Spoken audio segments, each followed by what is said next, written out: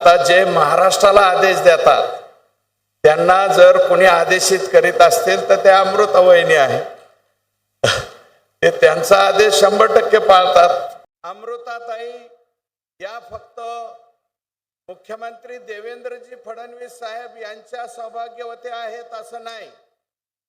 दिव्याज त्यांचं जे प्रतिष्ठान आहे त्या प्रतिष्ठानच्या माध्यमातून खूप मोठ्या प्रमाणावरती वेगवेगळ्या समाज घटकाची वेगवेगळ्या क्षेत्राची सेवा करण्याचं सुद्धा काम हे त्या करतात. म्हणून आम्ही त्यांना विनंती केली होती, त्या आल्या. त्याच्याबद्दल आष्टी मतदारसंघाच्या वतीनं तुमच्या सगळ्यांच्या वतीनं मी त्यांचं मनापासून या ठिकाणी आभार मानतो.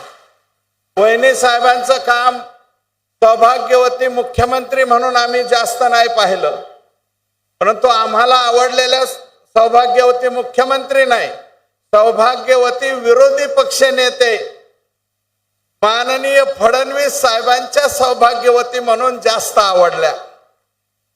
त्याचं कारण आहे 2019ला त्यावेळेस दुसऱ्यांदा जनादेश महाजनादेश जो आहे तो जनादेश देवेंद्र फडणवीस साहेबांना देण्यात आला होता. महाराष्ट्राने पुन्हा एकदा दुसऱ्यांदा या राज्याचे मुख्यमंत्री देवेंद्र फडणवीस साहेब झाले पाहिजेत असा जनादेश दिलेला असताना सुद्धा मित्र पक्षाने पाठीत खंजीर खुपसून दुसऱ्या पक्षाबरोबर आफ्टर इलेक्शन महायुती करून MVA स्थापन करून दुसऱ्यांबरोबर गेले. आमच्या मुख्यमंत्र्यांच्या ताटातला घास त्या ठिकाणी ओढला आणि त्याच्यानंतर फार कमी लोक त्या सत्तेच्या विरोधात बोलत होते आणि त्या सत्तेच्या विरोधात बोलत असताना ज्या तडपेनं अमृताताई बोलायच्या हे स्टेटमेंट अजून सुद्धा अंगावरती शहारे आणणारे आहेत. त्या सत्तेच्या विरोधात त्यांच्या प्रमुखांच्या विरोधात फार कमी लोक बोलायचे. त्याच्यामध्ये आम्ही सुद्धा होतो. वहिनी साहेब सडले पडले 2019च्या नंतर. त्यावेळेस आपण सत्तेत नव्हतो, विरोधी पक्षात होतो. त्यावेळेस कायमस्वरूपी मुक्काम पोस्ट म्हणलं तरी बी मुंबईला आलं.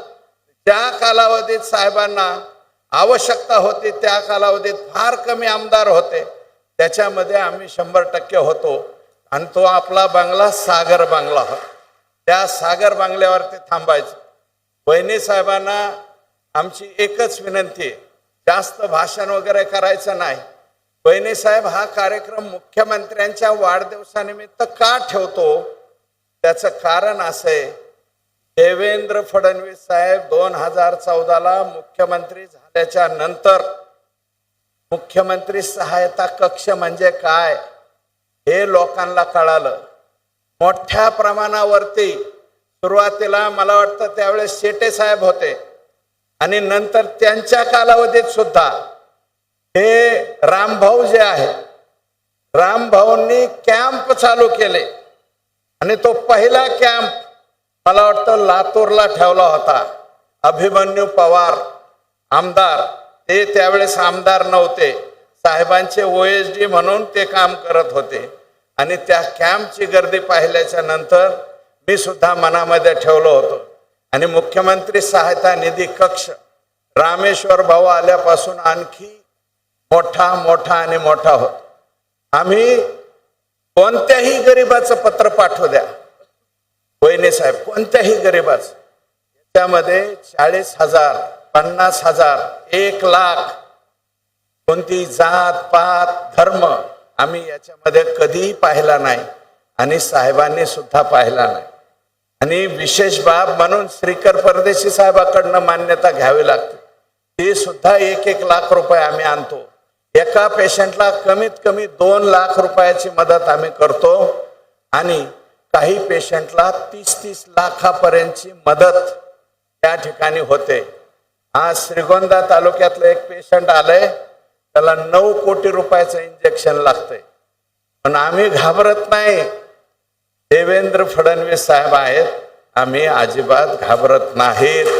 त्या पेशंटला सुद्धा आम्ही न्याय मिळवून देणार आणि वेळ पडली तर वहिनींकडे पण जाणार.